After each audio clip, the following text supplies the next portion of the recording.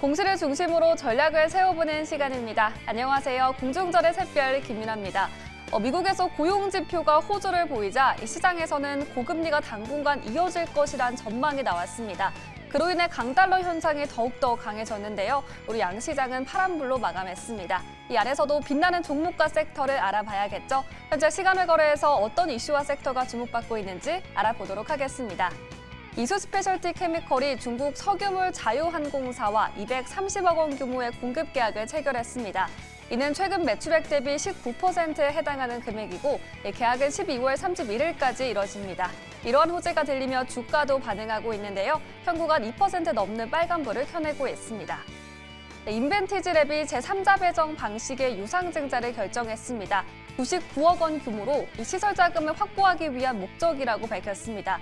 신주의 상장 예정일은 4월 10일입니다. 현재 주가는 2%대 상승하고 있습니다. 동양생명이 5억 원 규모의 자기 주식 처분을 결정했습니다. 임원 성과 보수를 지급하기 위한 목적이라고 밝혔는데요. 이러한 소식이 들리며 현재 주가는 0.1%대 내림세를 보이고 있습니다. 이렇게 공시 세 가지 먼저 다뤄봤습니다. 현구간 시간외에서 어떤 종목들이 움직이고 있는지 특징주 탑5로 알아보도록 하겠습니다. 현재 모듈러 주택 관련주가 상승 랠리 보이고 있습니다. 미국 LA 지역에서 발생한 대형 산불로 인해서 이 복구 자재 수요가 급증할 것이다라는 전망에 기대감이 나오고 있습니다. 덕신 EPC의 거래량은 어제보다 154배나 많았는데요. 장 막판에 급등하며 20% 상승 마감한 데 이어서 현재도 7% 넘는 오름세를 시현하고 있습니다. 다음으로 한빛 레이저도 현구간 강세 보입니다. 오늘 정구장에서 등락을 거듭하다가 4% 가까운 상승으로 마감했는데요. 추가적으로 상승 보이며 현구간 6% 급등하고 있습니다. 자세한 배경을 잠시 후에 알아보도록 하겠습니다. 다음 특징주는 이구산업입니다. 현재 6.3% 매수세 나오고 있습니다. 오늘 12시를 기점으로 상승 전환에 성공하며 현구간 오름폭을 더욱더 키워가고 있습니다. 전진건설로부터 오늘 3거래 연속 상승 보이며 52주 신고가를 경신했습니다. 현 구간에서도 소폭 오름세를 유지하고 있는데요. 우크라이나 재건 기대감과 함께 미국 LA 대형 산불로 인한 피해 복구 시 수혜가 예상되는 종목입니다. 반면 한국 첨단 소재는 낙폭을 면치 못하고 있습니다. 오늘 두 자릿수 급락을 보인 정구장에 이어서 현재도 하한가를 기록하는 모습입니다. 이렇게 시간을 거래해서 새롭게 올라온 이슈와 특징주까지 짚어봤습니다. 관련된 종목 보유하고 계신 분들은 지금 바로 02-2000번에-4919로 신청해 주시면 자세한 상담 도와드리겠습니다. 지금까지 공중전의 김윤아였습니다. 네, 이렇게 시간의 거래 특징주들 살펴봤습니다. 시간의 단일가 매매는 4시부터 6시까지 이루어지는데요. 내일 시장에 또 급등 시세로 이어지기도 합니다. 가장 먼저 제3자 배정 유상증자 소식 나온 인벤티지랩부터 확인해 보도록 하겠습니다.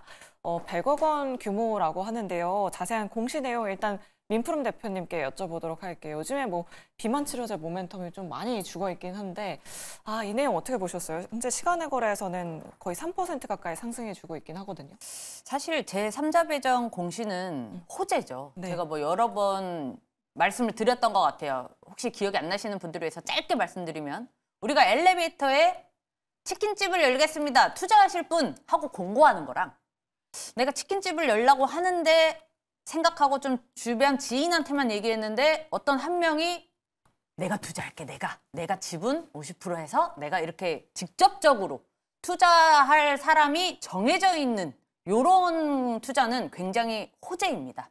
그래서 결국에 이 제3자 배정 이제 유증 요 공시가 나오면 3%가 아니라 사실 시외에서는 좀 굉장히 높게 이렇게 나오는 경우가 많아요. 근데 이제 인벤티지랩 같은 경우에도 일단 바이오죠. 그래서 지금 종목의 그 주가를 보면은 사실 주가가 그렇게 흐름이 좋진 않습니다.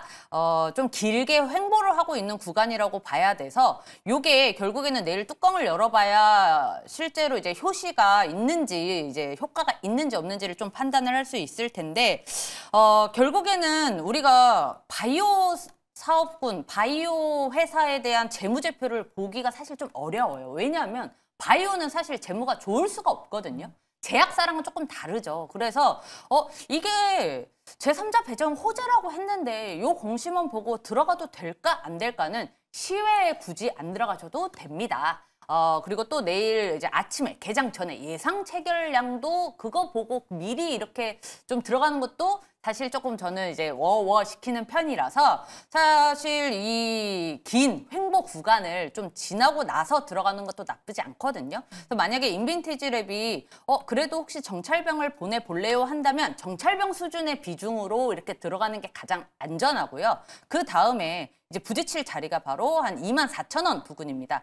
여기에서 이미 2번 정도가 저항을 받았기 때문에 24,000원을 돌파하는 이 구간만 먹고 이렇게 나오시는 거는 아주 좋은 전략입니다만 여기 이제 아직 24,000원으로 가려고 폼은 내일 뚜껑을 열어봐야 알기 때문에 제가 정찰병 수준으로만 보내라고 한 거고 만약에 여기 20일 이평이 18,000원 부근 여기 이 18,000원을 좀 이탈을 한다라고 한다면 이제 종목 체인지 이런 식으로 접근하는 게 낫습니다. 네, 알겠습니다. 인벤티질에 오히려 신규 접근 고려하고 계시는 분들 대표님의 말씀 잘 참고해 보시면 좋을 것 같고요. 갖고 계신 분이 또 바로 연락을 주셨습니다.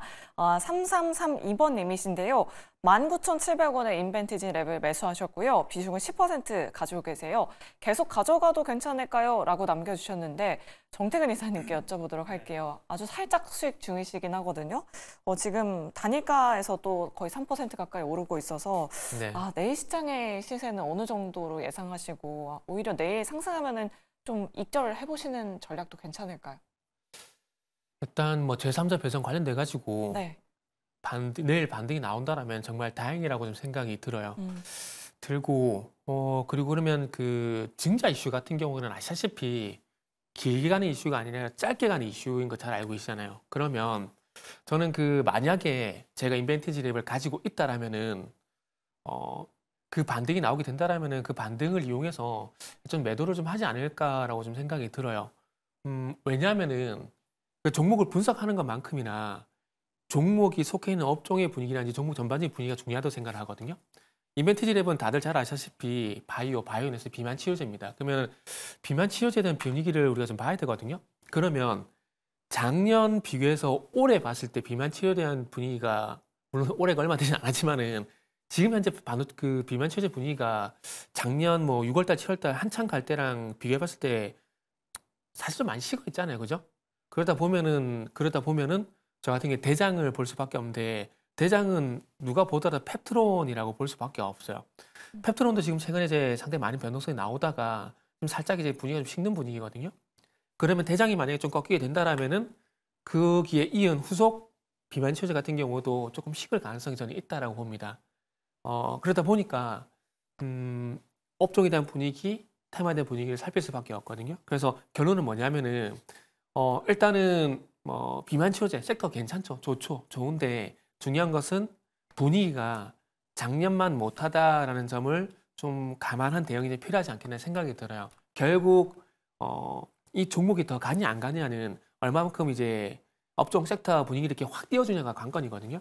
근데 지금은 그 작년보다는 조금 그런 분위기가 좀 식었다라는 생각이 들어요. 그러다 보니까 지금 인벤티지 립 기준으로 보게 되면은 아마 24,000원 돌파가 그래도 25,000원 돌파가 어렵지 않을까라는 판단이 듭니다. 그러다 보니까 내일 쪽에 반등이 나오게 된다라면은 한번 적당히 좀 그 수익 실현을 좀 하시는 게 좋지 않을까라는 생각이 좀 듭니다. 그렇기 때문에 짧게 보자. 라는 말씀을 좀 드리고 싶네요. 네, 알겠습니다. 인벤티질에 오히려 내일 시세가 나온다면 그때 익절해보자라는 의견 남겨드렸습니다. 잘 참고해보시면 좋을 것 같고요. 다음으로 시간의 거래 하락률 상위 종목도 확인해 보도록 하겠습니다. 양자 컴퓨터 관련주들이 대거 밀리고 있습니다. 현재 한국첨단소재가 시간의 거래에서 하한가 기록하고 있고요. 뭐 다른 그런 ICTK 같은 종목들도 2% 넘게 밀리고 있습니다. 민프롬 대표님께 여쭤보도록 할게요. 젠슨왕 CEO가 그 양자 컴퓨터를 만드는 데는 15년에서 30년 걸린다고 했는데 지금 마크 저커버그 CEO도 관련해서 좀 입장을 내놨다라고 하더라고요. 추가적인 하락 염두에 둬야 될까요? 양자 암호 관련주? 지금 단기적으로는 좀 어쩔 수 없을 것 네. 같아요. 왜냐하면 사실 유리기판이나 양자암호나 이제 우리가 공통점을 얘기를 한다면 일단 눈앞에 없습니다. 일단 상용화가 이제 아직은 안 됐다. 물론 이제 유리기판 같은 경우는 샘플이 이미 고객사한테는 납품이 되어 있다라고 얘기를 하고 있고, 근데 양자 컴퓨터 같은 경우에는 최초로 공개는 했으나 상용화는 또 다른 얘기죠. 사실 지금 우리 AI 첨단 시스템, AI가 열풍이지만 우리의 삶에 뭔가 크게 달라진 건 없거든요, 아직. AI에 대한. 그러니까 결국에는 주가는 기대감인데 그 기대감을 이제 황 사장님이 이렇게 좀 꺾으신 바람에 어쩔 수가 없다. 일단 단기적으로는 양자 컴퓨터, 양자 암호 쪽은 좀 힘을 못 쓸 가능성이 굉장히 높죠. 거기다가 이제 엔비디아 CEO뿐만이 아니라 이제 메타의 CEO도 이제 같은 동조의 목소리를 내고 있는데 사실 양자 암호가 다시 좀 주가가 살아나려면 뭔가 상용화되고 이 기일이 좀 앞당겨질 수 있다. 시장에 내놓는 기일이 앞당겨질 수 있는 좀 강력한 이슈가 좀 필요하지 않을까라고 생각을 하고 있는데 그거는 사실 우리가 예측하기 어려운 게 좀 현실입니다. 그래서 지금 양자 암호에 이제 있었던 수급이 어디로 갈 것인가를 우리가 조금 더 봐야 될 것 같아요. 왜냐하면 아까도 말씀드렸다시피 AI도 아직은 상용화가 뭔가 우리의 삶이 바뀔 정도의 상용화가 아직 되진 않았거든요. 그래서 가장 먼저 시장에 나올 AI 기술이라던가 가장 먼저 출품이 될 어떤 이런 거에 좀 초점을 맞춰야 되는 게 가장 중요한 거고 양자암호 같은 경우에는 이제 테마성이 조금 강해서 우리가 이 테마성이 좀 바뀌었다. 테마주가 바뀌었다라고 보는 게 맞는 것 같습니다. 그래서 당분간은 양자암호가 힘을 못 쓸 것은 조금 자명해 보이고요. 이 수급이 어디로 갈 것인지를 체크를 하는 게 맞는 것 같습니다. 네, 알겠습니다. 마크 저커버그 CEO도 젠슨항 CEO의 발언에 불을 붙이고 있습니다. 양자 컴퓨팅 상용화에 시간이 필요하다라고 밝히면서 현재 시간의 거래에서 양자 암호 관련주들 큰 폭으로 하락세 보여주고 있으니까요. 내일 시장에서 갖고 계신 분들은 좀 철저한 대비가 필요하실 듯합니다. 그럼 이 시세가 어디로 넘어갈지도 좀 확인해 봐야 할 것 같은데 일단 시간의 거래에서는 LA 산불 관련해서 모듈러 주택 관련주들이 상승률 상위 종목에 대거 올라와 있습니다. 현재 덕신 EPC가 7% 넘게 상승하고 있고요. SY도 오늘 12% 정규장에서 상승했었는데 시간의 거래에서도 현재 6.82% 강세 움직임 보여주고 있습니다. 정태근 이사님께 이 내용 여쭤보도록 할게요. 이런 테마 시세가 조금 더 추가적으로 이어질 수 있을까요? 이거는 좀 단기 흐름이라고 봐야 되지 않을까요? 그러니까 어찌 보면은 재건이라기보다는 재난 수혜주로 또 올랐다고 보는 게 맞지 않을까 생각이 들거든요. 그러면 재난 관련된 종목들이 과거에 어떤 현상이 있었는지를 우리 한번 감안을 해서 좀 보시면 될 것 같아요.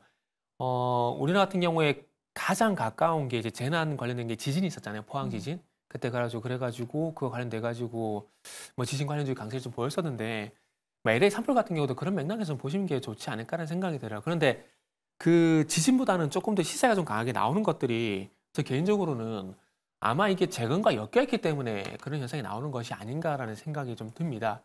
그리고 우리가 잘 아시다시피 기존의 뭐 재건 관련 종목들 같은 경우도 괜찮은 건 사실이에요. 사실인데 항상 어떤 이슈가 나오게 되면 시장에서는 새로운 수혜주를 찾아 나서기 마련이거든요.